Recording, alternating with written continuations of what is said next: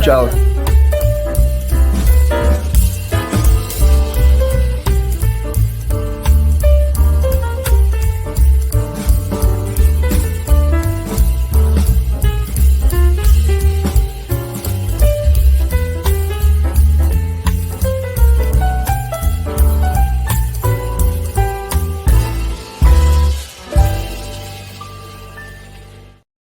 Agora sim, agora sim. Bom, estamos dando início a Helena e Mário Vitor e Helena, aqui pela TV 247, continuação do Bom Dia 247, como temos feito nas últimas semanas. E a Helena Chagas está de férias, volta na semana que vem, e nesse período nós temos recebido ilustres jornalistas do 247 para substituir a Helena. Hoje, dia especial, temos a presença honrosa do Joaquim de Carvalho. Joaquim de Carvalho, muito obrigado por estar aqui e é um prazer falar com você e ter a sua contribuição tão rica hoje. Mário Vitor, é uma honra, embora substituir a Helena Chagas seja impossível, uma tarefa impossível, mas grande jornalista, grande capacidade de análise que ela tem, mas é uma honra estar nesse espaço aqui, também um espaço nobre da TV 247. Hoje nós vamos conversar sobre inúmeros temas. Enquanto isso, eu já queria atender ao chamado do Beto Silva, como sempre, que pede que vocês deem os likes, apertem o sininho, recebam as notificações, compartilhem a nossa transmissão, esse Helena e Mário Vitor especial dessa quinta-feira, 18 de maio de 2023. E, por favor, façam isso. E também, se vocês quiserem, vocês podem se tornar membros aqui da TV 247, apoiar em brasil247.com/apoio, e você pode também doar pela chave pix@brasil247.com.br. Mandem superchat, super stickers e contribuições aqui pela nossa área de chat. Informações, novidades, desmentidos, protestos, apoios, colaborações são muito bem-vindas. Hoje vamos começar o nosso programa, um programa cheio.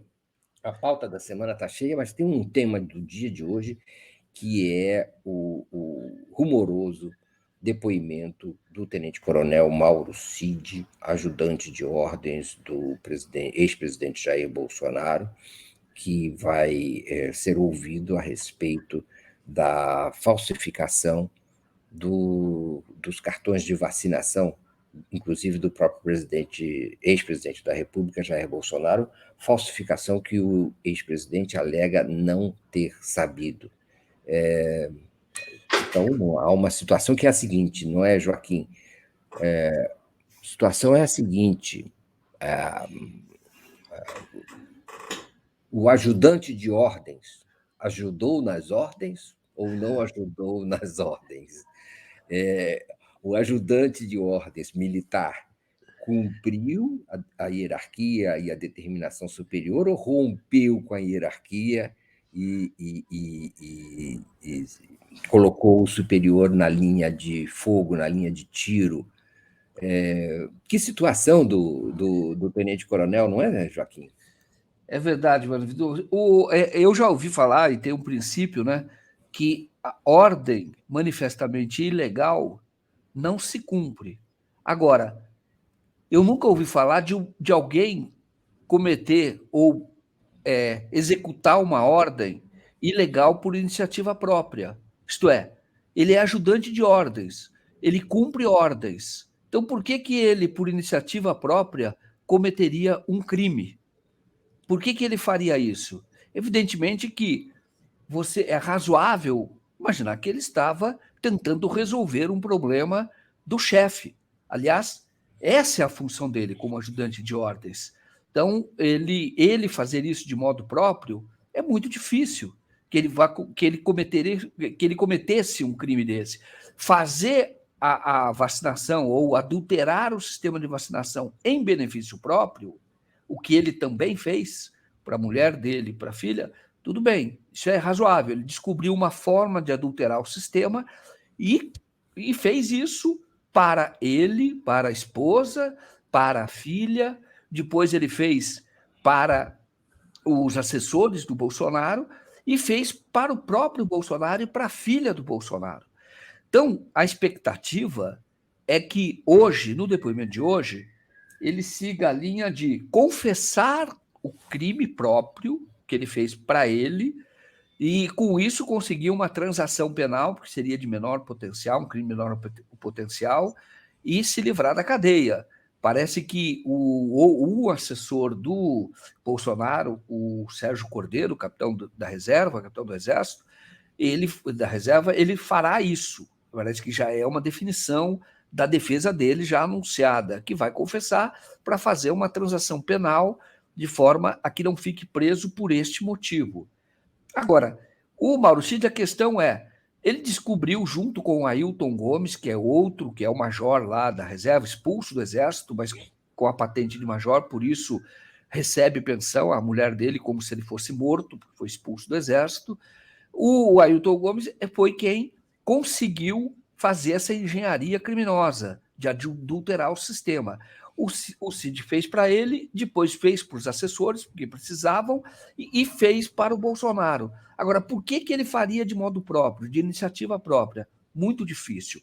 A indicação, os sinais que ele tem dado é de que ele vai falar, ele vai implicar o ex-chefe, dizer que não fez isso por iniciativa dele. Não só este crime, como outros. Por quê? Porque ele trocou de advogado. E agora ele tem. O outro advogado já tinha dado entrevista no sentido de atribuir ao cliente, que seria o Mauro Cid, toda a responsabilidade pelos crimes que estão sendo revelados. Aí o Mauro Cid trocou de advogado. Tem 2 advogados e um deles é especialista em delação. Com essa turma, não dá para cravar nada, porque eles podem fazer acertos. E também tem uma certa ética, eu diria um costume militar, de acobertar crimes. Isto é, um não entrega o outro. Isso é muito difícil entre militares. Muito, qualquer que seja o militar do Exército e seja também policial militar. Por isso que é muito difícil investigar crime, homicídio, por exemplo, por policial militar, porque mesmo um policial militar que não participe, dificilmente ele entrega. Isso é muito difícil. E isso pode ocorrer também no caso do Exército. Porém, o Mauro Cid, ele não é só, hoje, um militar, assim como o Bolsonaro também não é só um militar. Eles são políticos. O próprio Mauro Cid entrou, ajudava na articulação política com o do Bolsonaro, com aliados. Então, o que pode ocorrer, e nós vamos esperar, eu acho que esse depoimento hoje, ele vai ser um indicativo de tudo o que vai ocorrer daqui para frente. Se ele disser, e ele tem o direito de fazer isso, que prefere ficar em silêncio, já é um indicativo de que ele pode estar negociando uma delação. Ele não fala agora, mas ele fica em silêncio. Se ele assumir toda a culpa, então é porque ele já está acertado com o Bolsonaro. Vamos aguardar, a polícia divulgou o depoimento do próprio Bolsonaro há 2 dias, deve divulgar também o depoimento do Mauro Cid, e vai ser bastante importante, não só pelo caso da vacina, da adulteração, que é grave, mas sobre tudo o que o Mauro Cid fez nos últimos 4 anos. Ele participou de várias ações, poderia falar aqui, mas eu não vou me alongar. Se você quiser, eu posso dizer de outros crimes que crimes que são atribuídos a ele, ao Mauro Cid, podem ser, inclusive, objeto de questionamento hoje. Mas eu acho que esse depoimento ele é fundamental para indicar a posição do ajudante de ordens.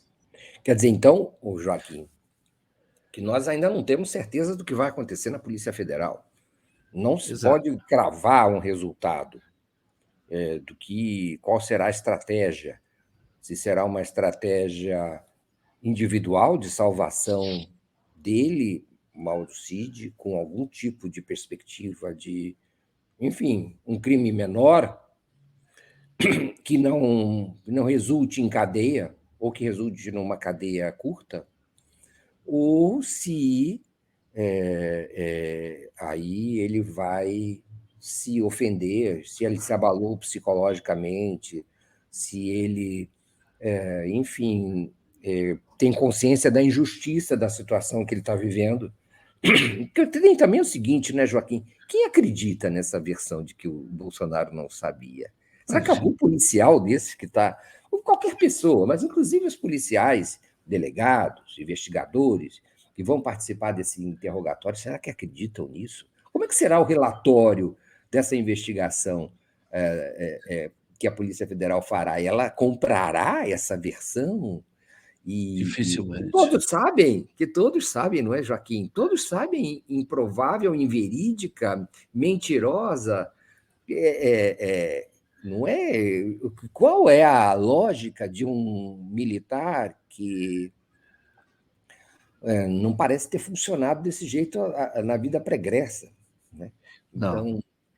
Então, treinado para o oposto, não é? Para a checagem, a rechecagem e a hierarquia. Como é que, é, na versão, digamos, número um, talvez a mais provável de que ele negue o conhecimento do Bolsonaro, ou de que ele se mantenha calado, são duas diferentes atitudes, mas que ele negue o conhecimento do Bolsonaro, que ele fez isso por iniciativa própria, essa é uma versão que tem muitos furos, né? Que ele se coloca numa posição muito vulnerável, não só em relação a ser culpabilizado, isso que eu queria dizer, Joaquim, mas também em relação à credibilidade, à sustentabilidade dessa versão ao longo da investigação. Essa é uma posição bem difícil. Tomara que ele resolva falar parte, contar a verdade, isso seria relevante. Agora, por outro lado, mentir em juízo, eu creio que também é um tipo de crime, né? É verdade, mas você pode, no caso dele, mentir porque ele é investigado. Então, ninguém é obrigado a produzir provas contra si. Então, ele não é testemunha. Então, Aham. outras pessoas serão chamadas, essas não poderão mentir porque é crime, falso testemunho. Já o investigado, o suposto criminoso, o réu, ele pode, para não produzir provas contra si. A questão é, ele vai ficar completamente desmoralizado, já está no Exército, como você falou, tá? Ele vai ter ele vai ter esse ônus, tá? Desculpa te Porque interromper, são vários crimes, né, Joaquim? são vários crimes. Então você tem o Estado, crime contra o Estado Democrático de Direito, que é a ação violenta, a tentativa de abolição da democracia por violência. Ele tem diálogos dele desde o Alan dos Santos tramando tudo isso. Isso é crime e é pena alta. Isso ele responde. Ele é investigado por vazar investigação sigilosa, que é aquele inquérito da Polícia Federal sobre uma tentativa de hackeamento da Justiça Eleitoral em 2018. A Polícia Federal investigou um inquérito sigiloso que o TSE mandou abrir e apurou que não houve dano nenhum à eleição em 2018, que foi vencida pelo Bolsonaro. Não houve nenhum dano, mas a investigação era sigilosa. O Mauro Cid e o irmão dele, Daniel Cid, aquele que tem aquela mansão lá nos Estados Unidos, eles tiveram uma cópia do inquérito que foi provavelmente vazada por um deputado bolsonarista, que é o Felipe Barros, lá do Paraná, e o próprio Bolsonaro divulgou numa live e mencionou o inquérito, dados do inquérito, numa entrevista à Jovem Pan. E foi o Mauro Cid quem recebeu este inquérito das mãos do Felipe Barros, e esse inquérito não foi postado numa rede social no exterior pelo irmão dele. Então, é outro crime, que é crime grave. Tá? Ele como funcionário público. Ele é investigado também por lavagem de dinheiro, que é os pagamentos, saques em dinheiro e pagamentos da Michele Bolsonaro. Então, ele também é investigado. Eu estou falando aqui de 3 crimes, e são crimes com penas altas. Tem um outro fato criminoso em que ele é investigado. E aí a advocacia administrativa, pode ser corrupção, que foi a tentativa de levar para o acervo privado do Jair Bolsonaro as joias. E levou efetivamente parte delas. Tudo isso foi operado por ele. Então são 4 crimes. Eu digo, a pena dele, e outros que podem surgir por aí, a pena dele pode ser alta e é difícil que ele escape da condenação. Para que ele não fique muito tempo na prisão, a delação é a saída. E aí ele dizer que fez tudo isso a mando do chefe, porque as digitais dele estão todos esses crimes. Fez isso atendendo a ordem do chefe, com isso ele tem uma redução de pena e pode sair da cadeia muito rapidamente. Então ele tem, claro, que fazer a delação não basta dizer, ele vai ter que apresentar provas, mas aí esbarra na questão da ética, que é uma certa ética, é um costume, que os militares não entregam outros, é muito difícil. Mas ele está vendo, ele sendo abandonado, talvez ele não tenha outra saída, porque estão tentando, e o advogado, o anterior, ele afastou, jogar tudo contra ele. E a questão é que não é só ele que vai pagar por isso. A mulher dele também está presa por conta da duração da vacina. Aí entra um outro valor.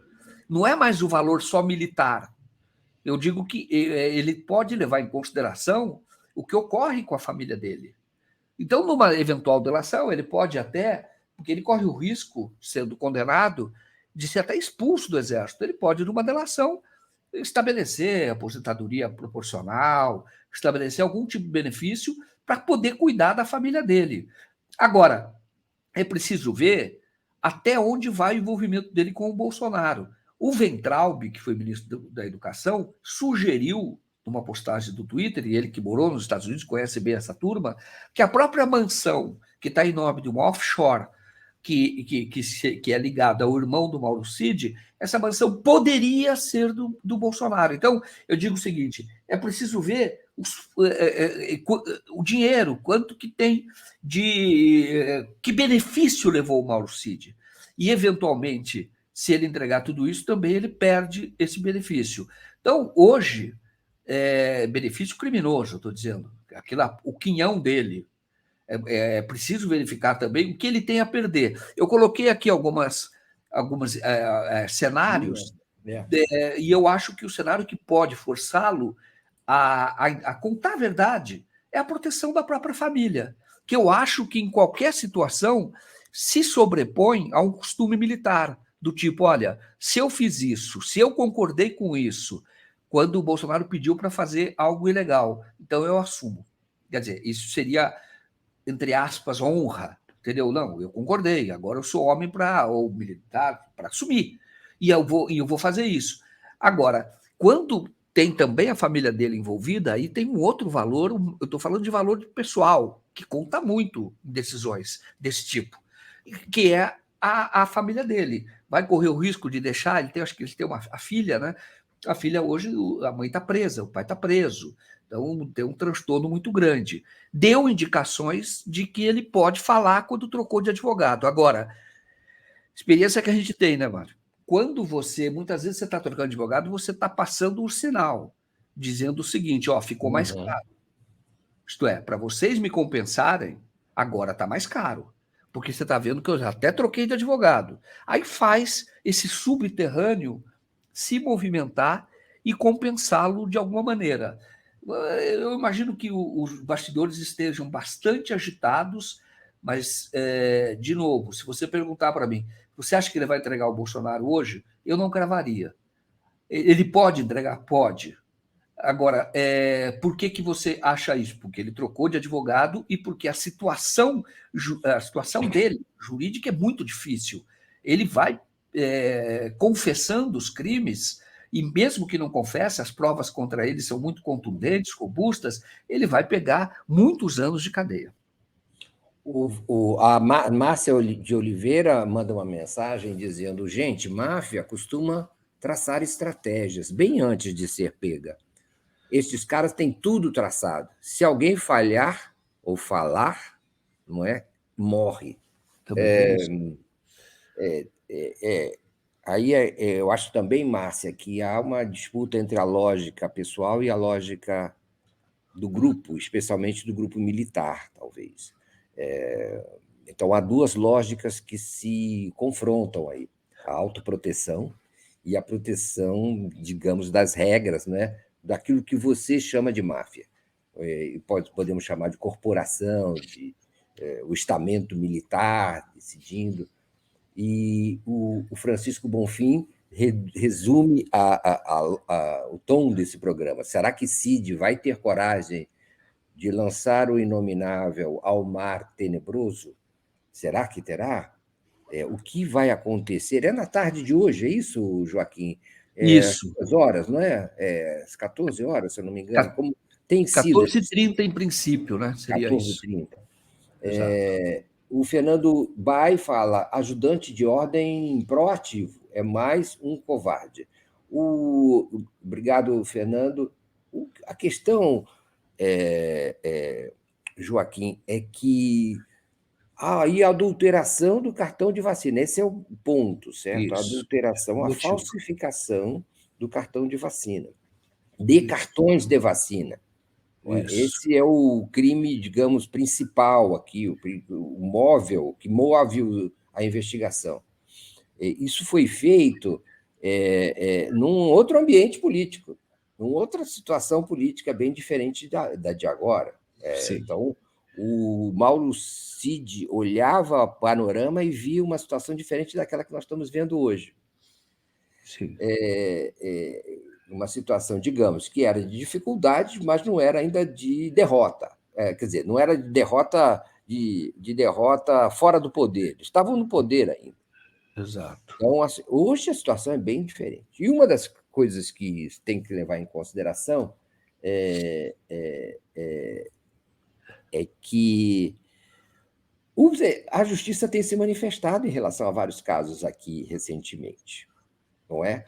Um deles tem sido esse do Collor, essa condenação possível do ex-presidente da República Collor de Mello por corrupção, lavagem de dinheiro, etc., vários crimes, uma lista grande de crimes, há mais de 30 anos, o que sinaliza o ministro Edson Fachin no seu voto.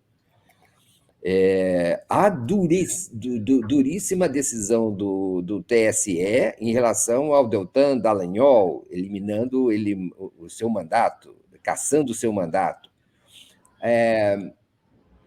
Agora, não são militares.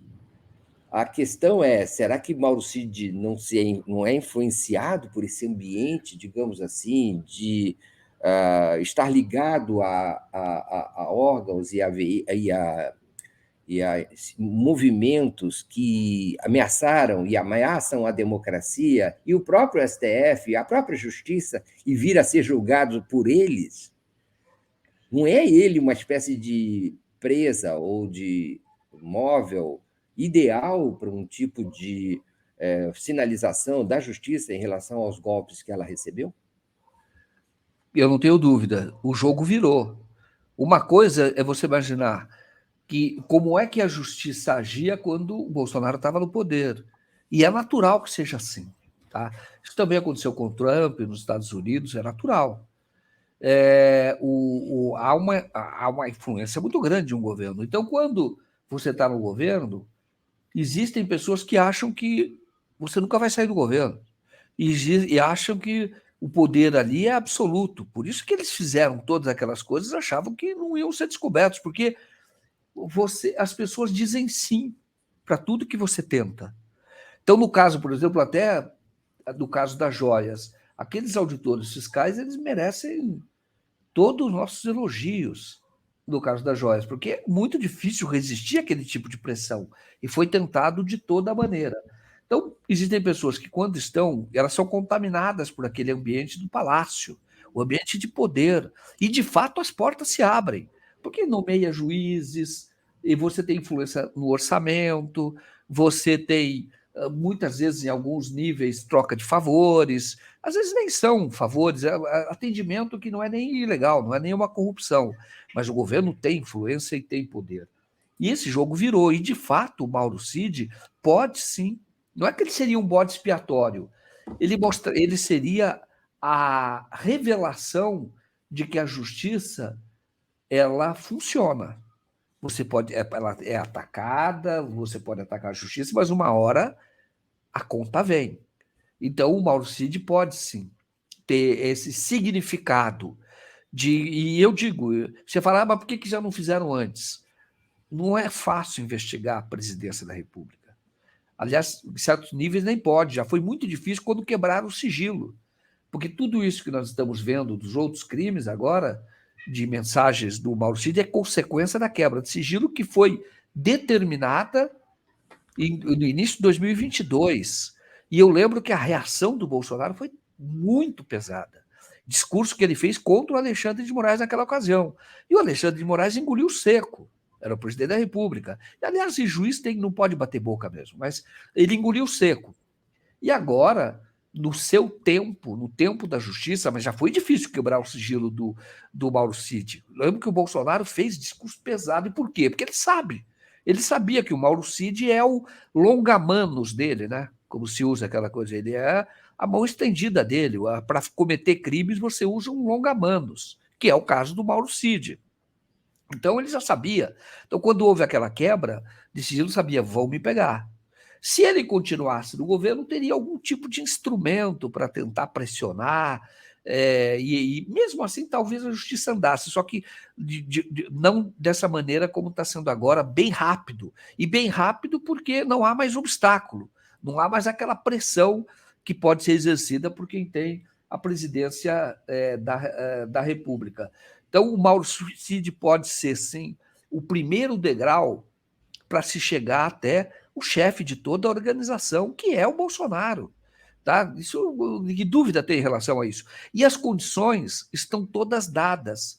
O comandante do Exército, que é o Thomas Paiva, respondeu numa audiência agora, acho que ontem ou anteontem, ao Eduardo Bolsonaro, quando ele tentou dizer que a prisão do Mauro Cid teria sido ilegal, que a Polícia Federal não poderia prender um militar, o oficial militar, não poderia.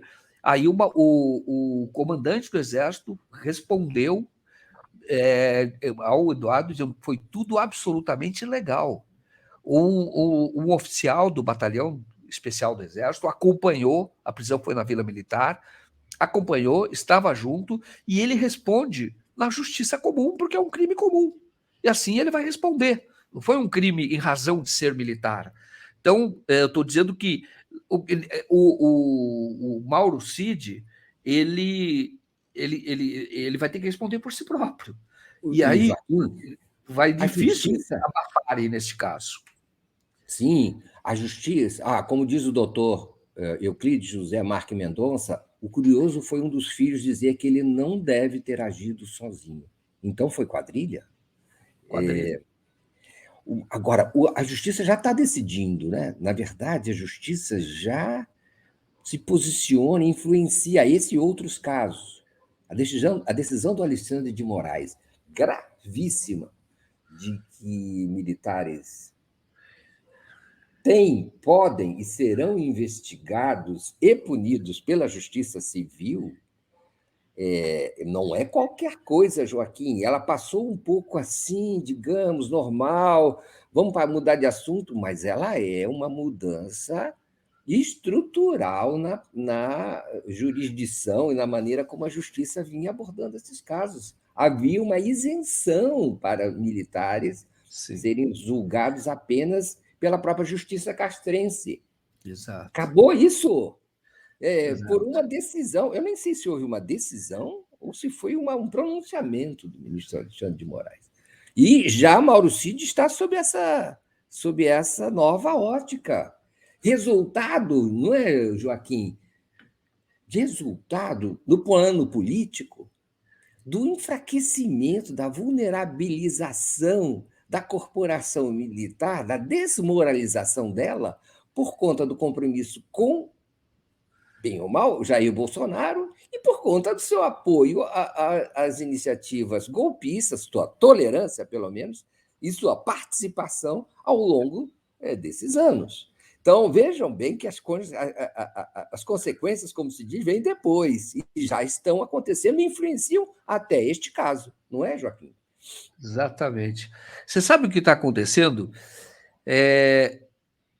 Isso é até previsível do comportamento dos militares ao longo da história. Eu vou explicar por quê. Mas antes, falando do Mauro Cid, só para concluir que eu não disse, nós vimos várias ameaças, insinuações, por exemplo, do Queiroz, que é da polícia militar, ligado à milícia, de que podia entregar. E ele nunca entregou. E certamente foi acertado.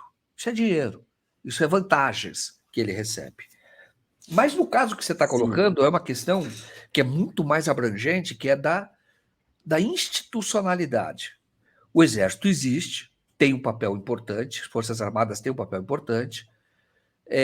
Nós sabemos, desde a Guerra do Paraguai, que eles adquiriram um espaço muito forte. Foi uma guerra vencida pelo Brasil. E eles adquiriram espaço muito forte no Império. E depois foi feito um golpe, foi dado um golpe e derrubada a monarquia no Brasil.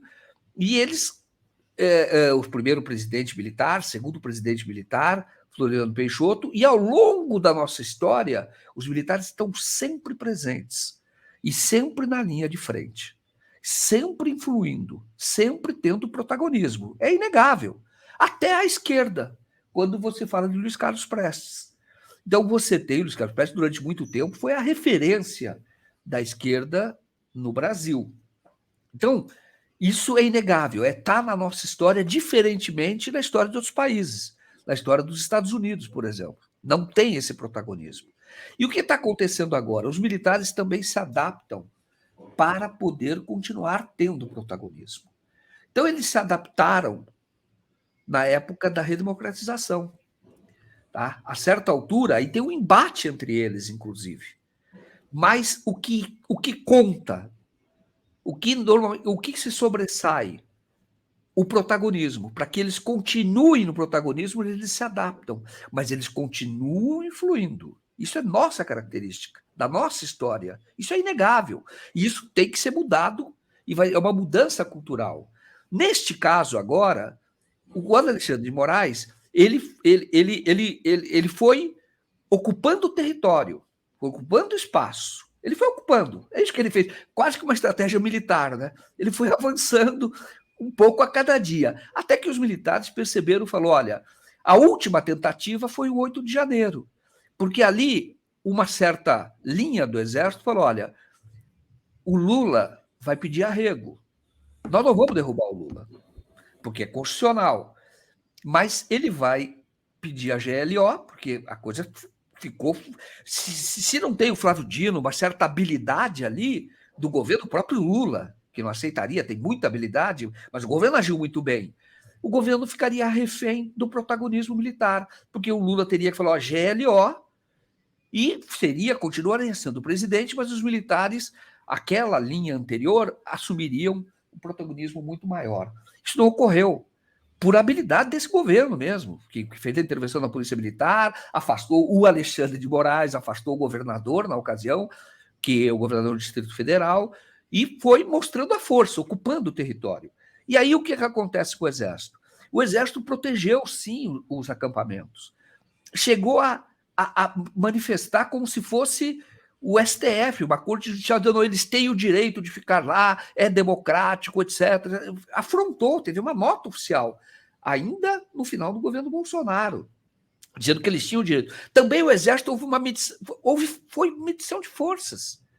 De um lado, os democratas do Brasil, e de outro lado, essa força, que tenta fazer política com armas. É uma força política, que não deveria ser, mas é.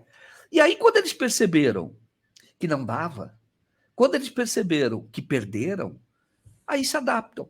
Então, agora, o Bolsonaro, do ponto de vista do projeto militar de protagonismo, perdeu importância.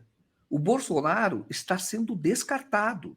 E dentro desta, eu digo o seguinte, lógica de protagonismo militar. O Bolsonaro está sendo descartado e o primeiro que vai pagar por isso é o Mauro Cid. Por isso que eles disseram, por quê? Porque o mais importante é o protagonismo militar da instituição Força Armada, do Exército. Eles dizem, nós precisamos continuar com o protagonismo. Nós não vamos virar milícia. Nós não vamos continuar nessa aventura do Jair Bolsonaro. Agora, você acha que eles abandonaram um projeto político? Não. Então, de várias maneiras, eles já tiveram influência no governo, protagonismo do governo. Tiveram pelo canhão, tiveram pela força bruta, que foi a partir de 64, é verdade.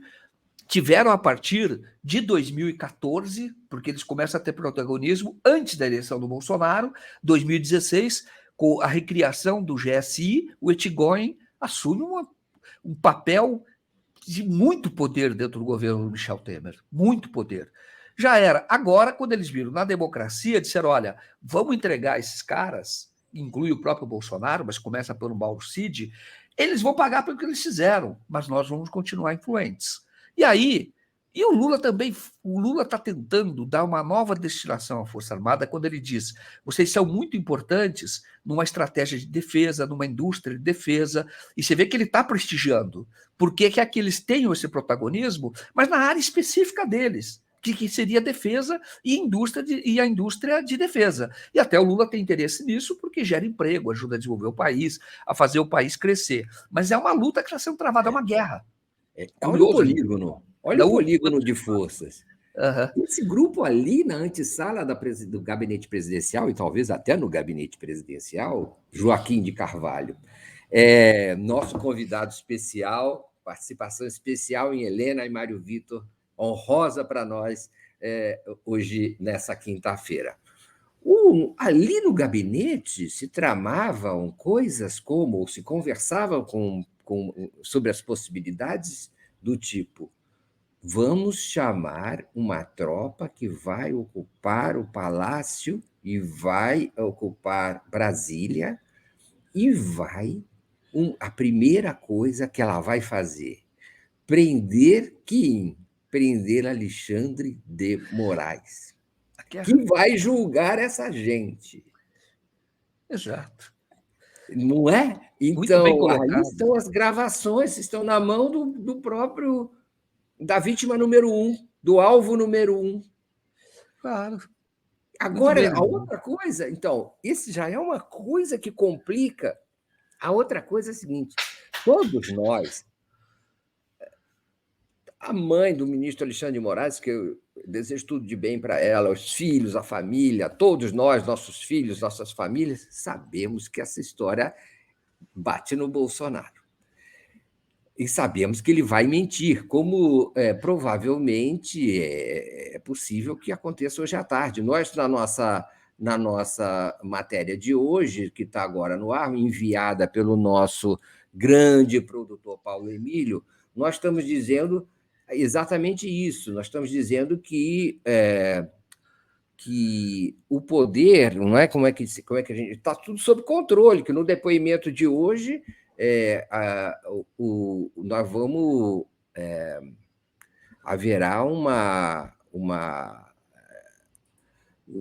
haverá está sob controle. O depoimento ele vai dizer que o Bolsonaro não sabia.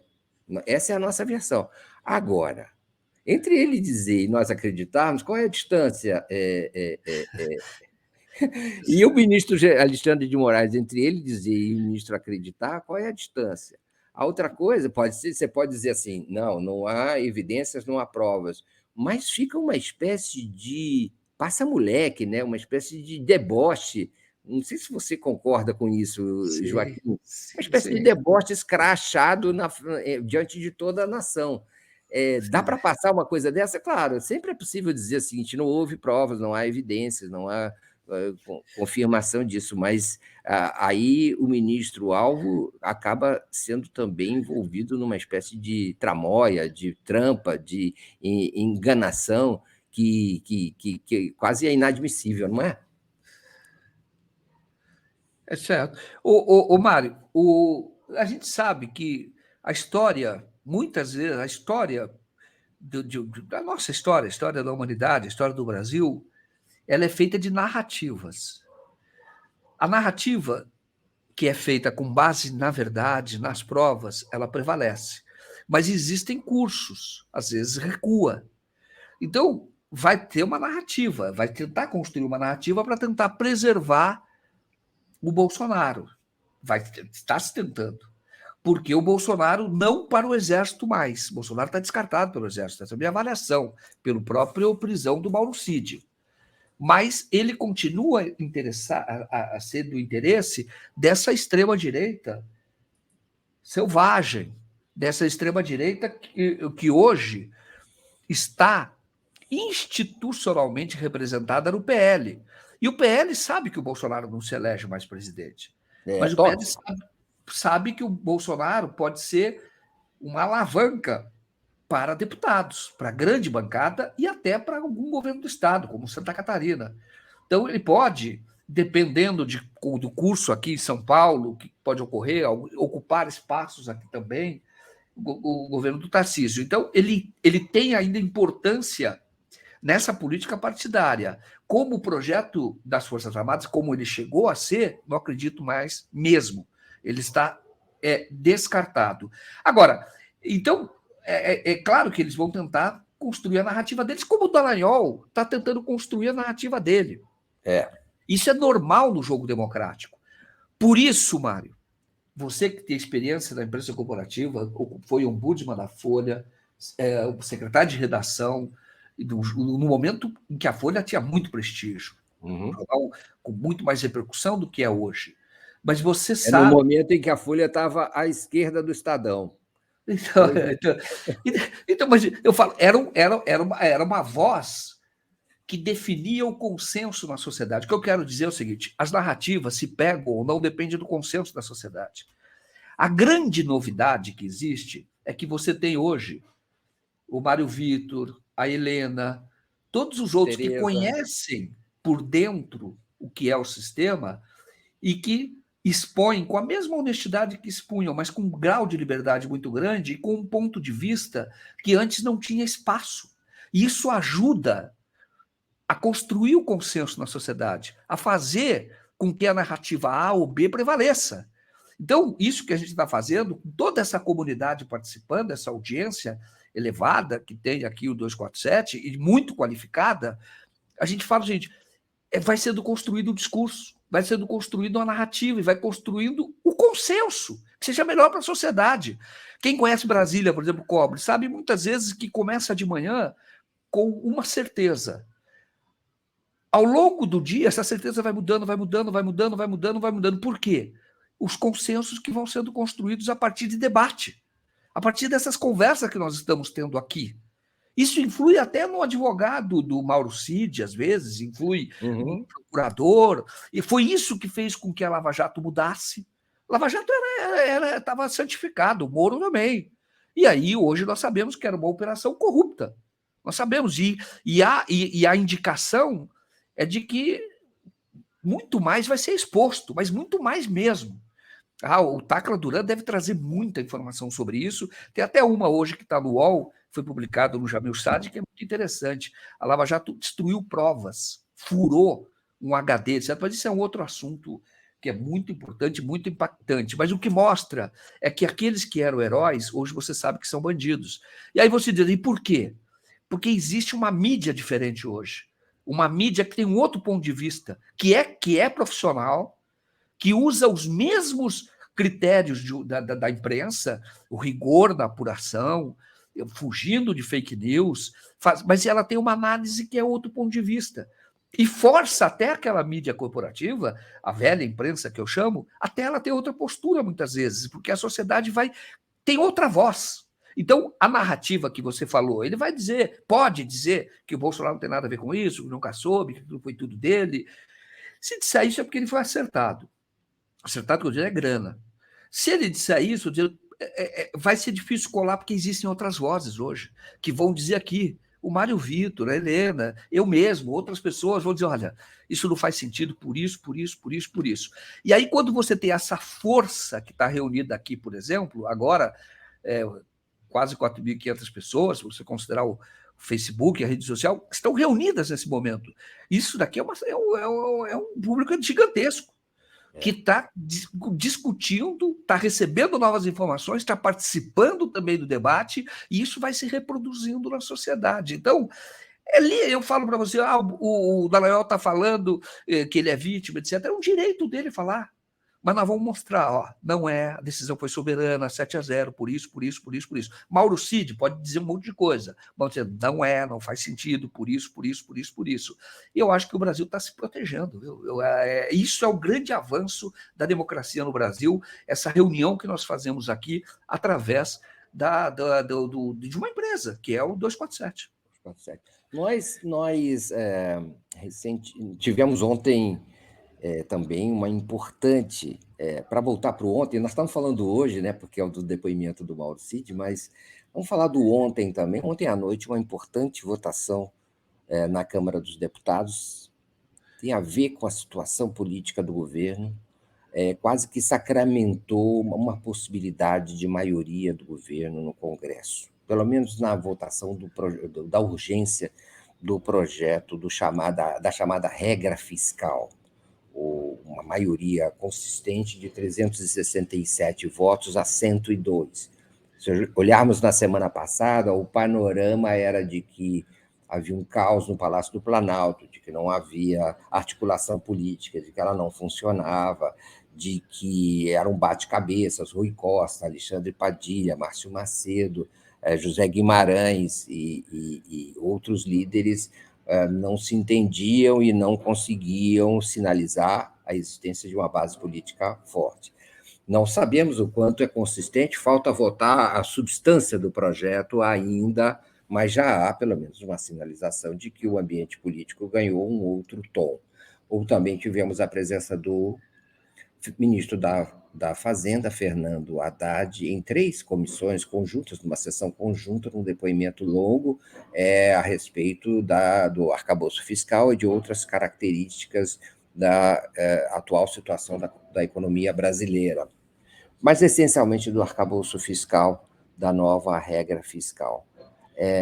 O que eu estou falando tudo isso porque eu queria abordar de um outro momento, de uma outra perspectiva.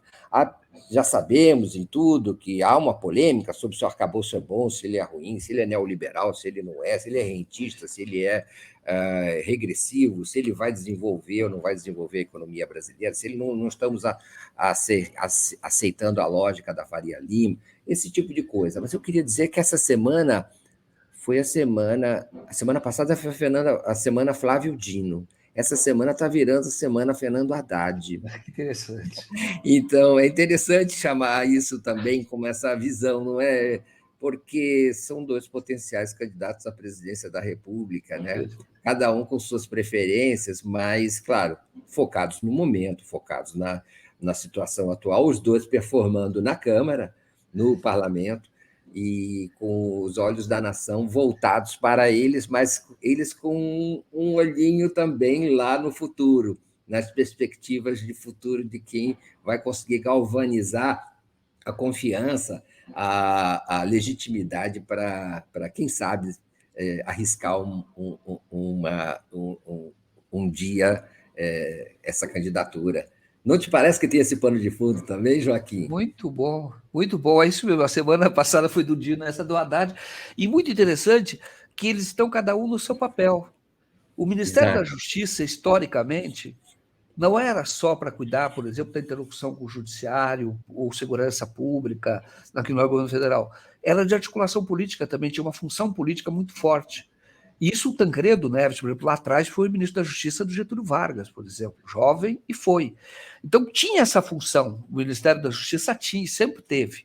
Não teve depois da redemocratização, não teve esse papel tão forte. E o Dino está trazendo. Então, as manifestações do Dino têm caráter político muito presente, né? Muito expressivo. Você olha. A do Haddad, ele também está falando, mas ele está falando como um ministro da Fazenda, com Sim. responsabilidade na área. E quando você fala, e aquilo que eu digo, um discurso duro, ele tem essa visão política, e é importante, mas quando ele fala, ele estava com o Galípolo ali na Câmara, do lado, mas quando ele fala tecnicamente. Então, quando ele está falando do Banco Central, ele está acenando para a harmonia, porque ele precisa disso, porque ele precisa desses resultados.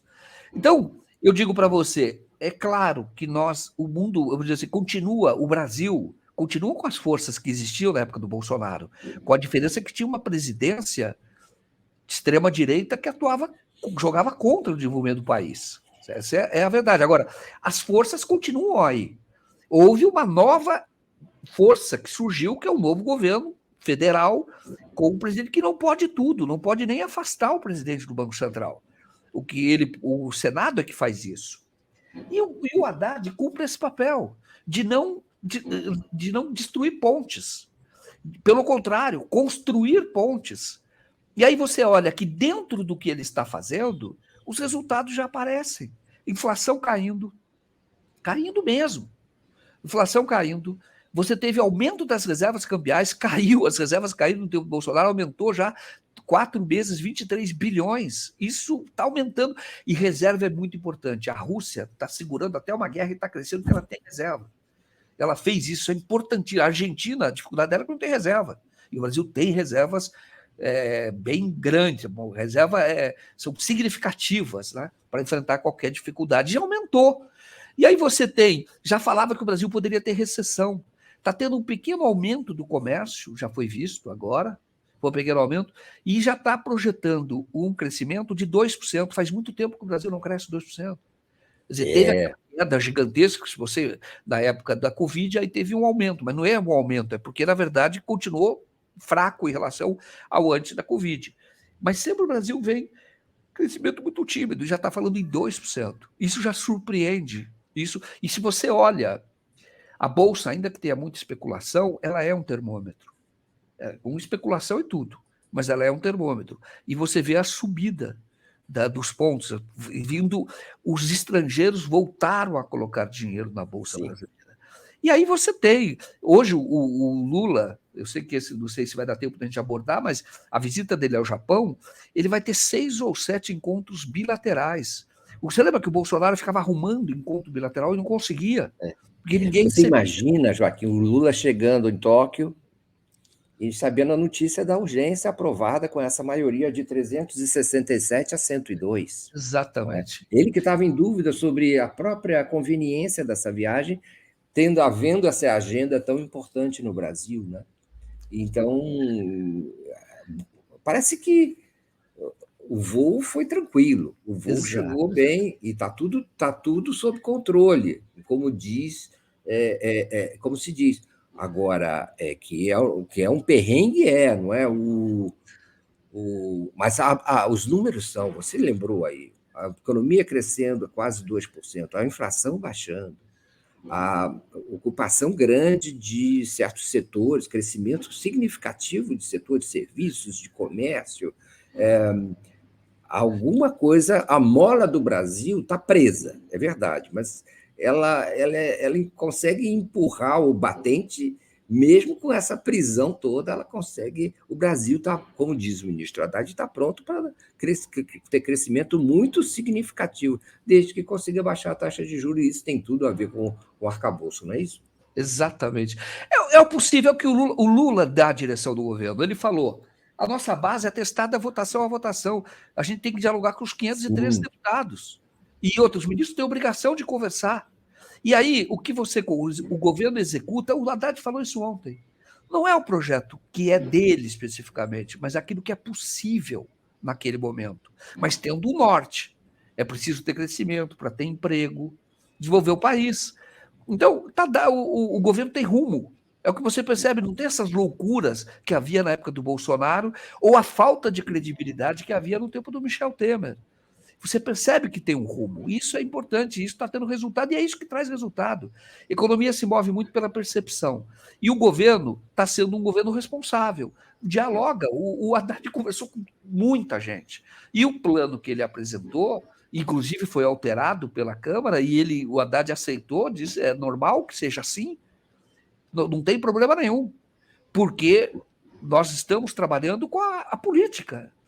Temos propostas técnicas, mas a viabilidade destas propostas depende de um consenso político, um acordo político, tem que passar pelo Congresso. E olha que maravilha, a urgência aprovada com essa votação, vai ser aprovado no novo arcabouço, não é o dos sonhos, isso do Senado vai ser até mais fácil, não é o dos sonhos de uma esquerda, mas Sim. É um passo a mais da direção desse grande projeto que é o Brasil Inclusivo. Não deixa o dinheiro solto só para especulação, não deixa o dinheiro solto só para pagar a taxa de juros. Existem regras, inclusive os saldos devem ser necessariamente, uma parte deles, usados em novos investimentos, não trava, como era antes. Se houver saldo positivo, você tem uma trava e depois você tem necessariamente que fazer investimento no ano seguinte. Então, está preservando a capacidade de investimento do Estado, não da forma como a esquerda gostaria, os progressistas gostariam, o próprio Lula gostaria, mas é possível. Então, acho isso é um grande avanço e mostra que nós temos rumo. Isso é percebido pelo mundo. A participação no G7, quanto tempo o Brasil não participava? Ainda que se discorde, vai ter Ucrânia, discussão, e o Lula é habilidoso para tratar desses temas. Mas olha quantos encontros bilaterais, quantos encontros, e tudo isso resulta em dinheiro, em grana para o Brasil.